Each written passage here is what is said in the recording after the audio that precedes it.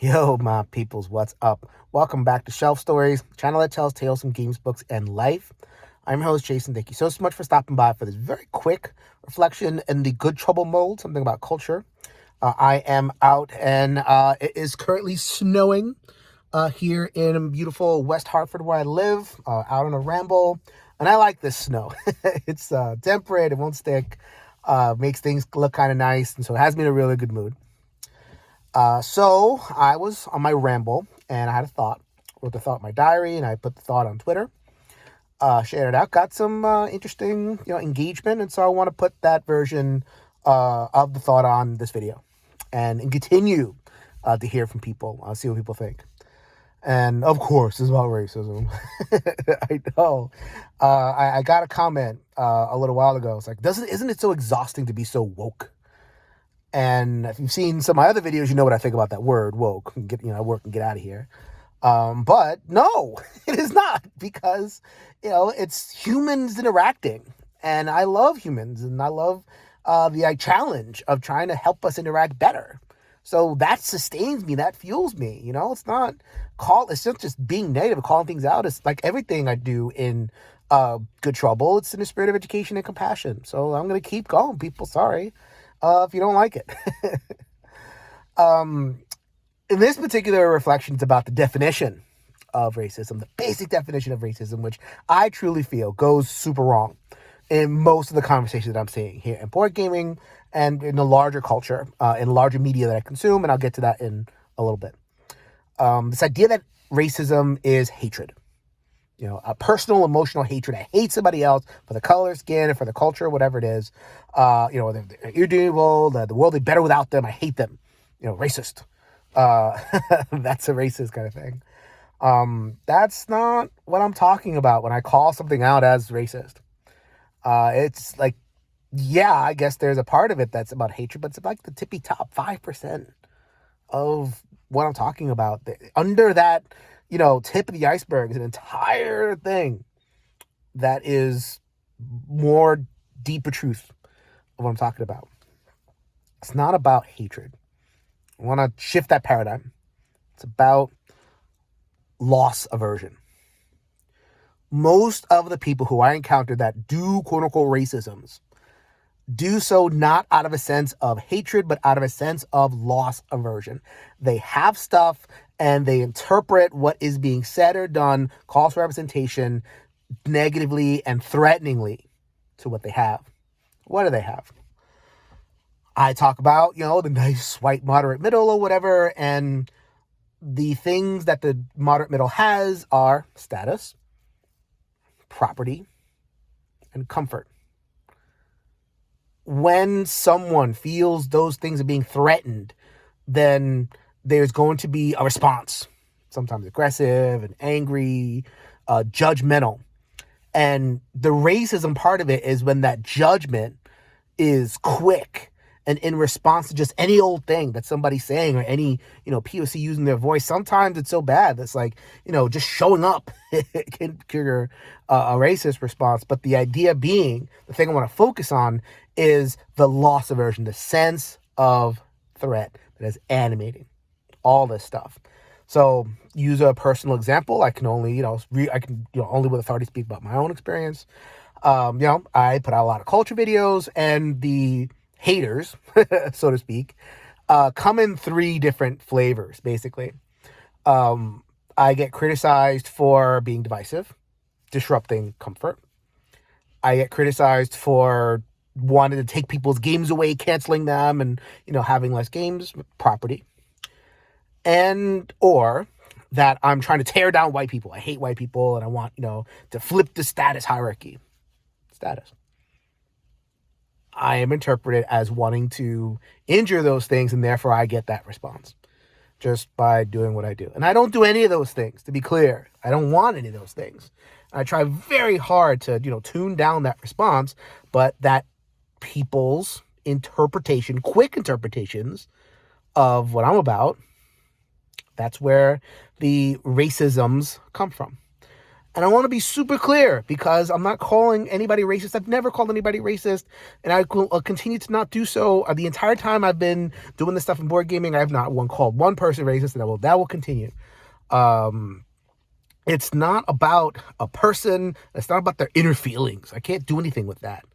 It's about the judgments that I see that are reflected in comments and behaviors, and those behaviors that are exclusionary and push people away and kind of seal in a status quo in which some people have and others are structurally barred from having what the center has. So the other reason I'm thinking about this is when people who follow me on social media, they know I'm retweeting a lot about Ukraine currently being invaded by Russia.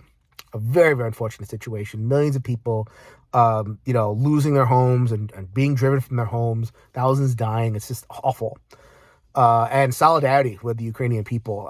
I could not, be more supportive. And I've given monetary support. And I've, tried to, stay in touch and learn and help as much as I can. The thing I'm noticing, and I'm not the only one noticing it, is how Europe is treating Ukrainian refugees. Great. Millions of people being absorbed into the European continent. Don't know if they're going to be there forever, but the doors are basically open. And it's just a question of getting people, connecting people to the right circumstance. But the general tenor of the media and the government response and the non-government organizations, like, okay, welcome and make people feel comfortable.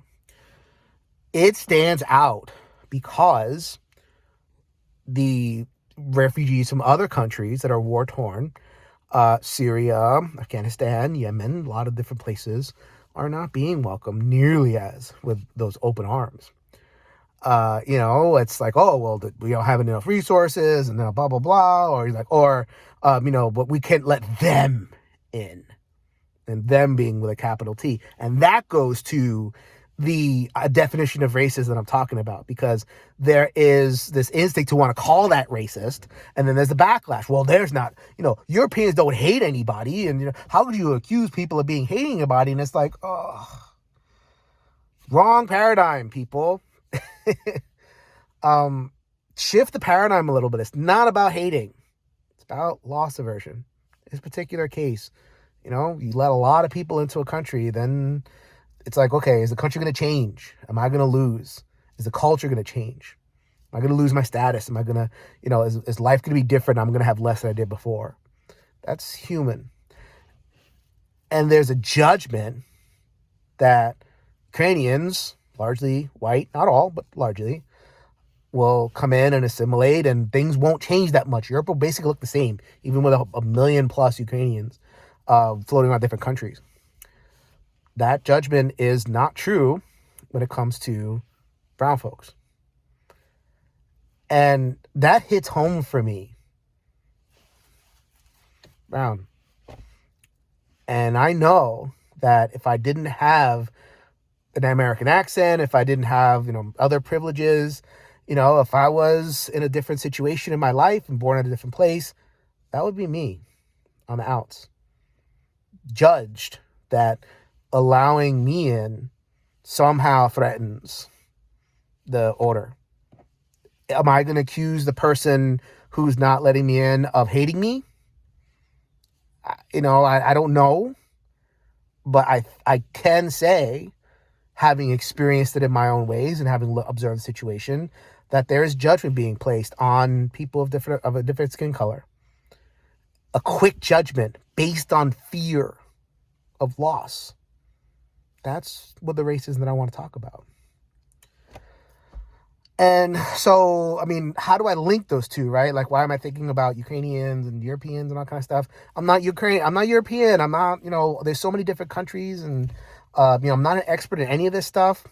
I'm thinking about it more because I'm doing more cultural consulting work, and I'm doing it with European publishers and designers, and I'm getting to know more about them. And it's been like, so much of it has been a pleasure and a wonder. I love talking to people who just think differently and, talk differently and have different cultures. And it's been really great to, something that's completely outside of my normal experience to be there.